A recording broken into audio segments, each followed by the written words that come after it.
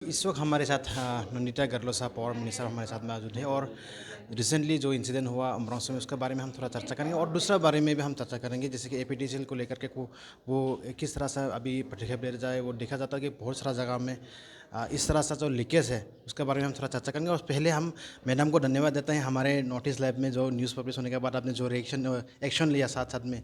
पहले तो शायद आपको भी मालूम नहीं था कि इस तरह से घटना हुआ है, लेकिन अब तो डेट आपको न्यूज़ खबर मिलते ही साथ के साथ एक्शन लिया, उसके लिए thank you sir madam.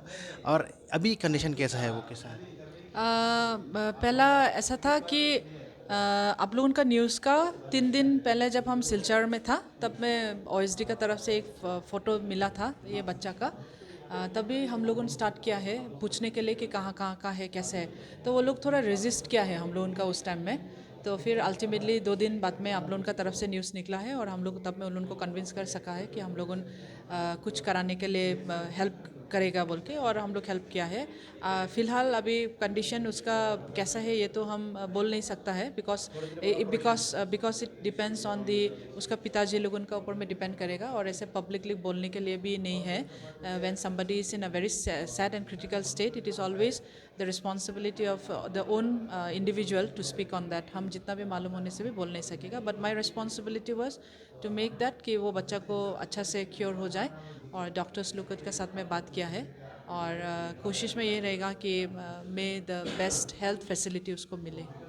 Madam देखा जाता है बहुत सारा गांव में, हम स्पेशल हमारे डिमा हासाओ डिस्ट्रिक्ट में ही ऐसा बहुत सारा गांव है जहां ट्रांसफार्मर को प्रॉपरली उसको प्रोटेक्टेड नहीं किया जाता।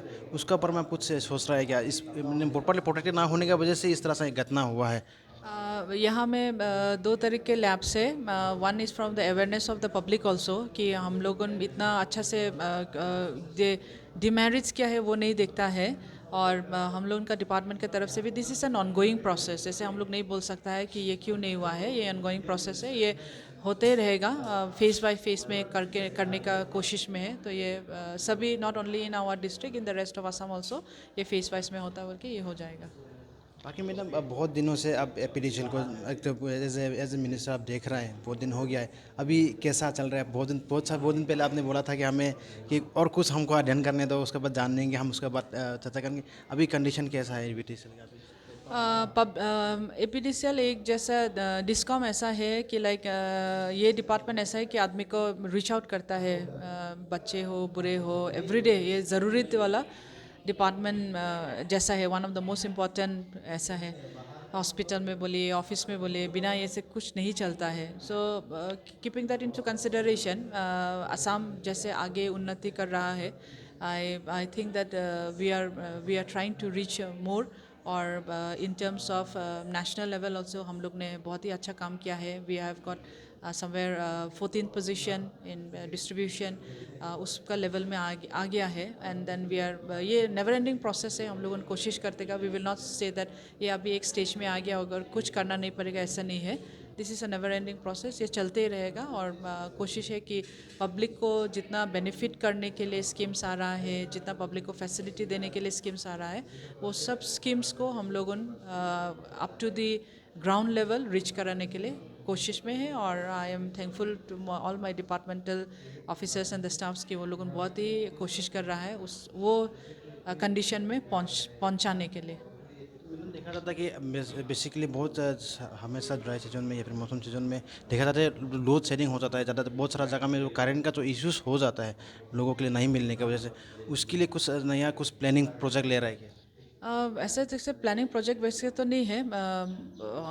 जब भी बारिश का सीज़न होता है, नेचुरल कैलेमिटी जब हो जाता है, तो we will not be able to do anything. लेकिन कोई कोई सिचुएशन में ऐसा है कि फ्लड प्रोन एरियाज में हम लोग ने लास्ट ईयर देखा है कि बहुत फ्लड हो गया था। तो बिफोर फ्लड कम्स हम लोग ने दिस टाइम का बजट में ऐसे रखा था कि और कोशिश भी किया है और काम भी किया है कि जितना ट्रांसफार्मर्स लो लाइंग एरियाज में है वो सब ट्रांसफार्मर्स को हम लोग ने अपग्रेड किया है, मैंने अपलिफ्ट किया है। और उसका अपलिफ्ट करने के हिसाब में बहुत सारा जगह में हम लोग ने किया है।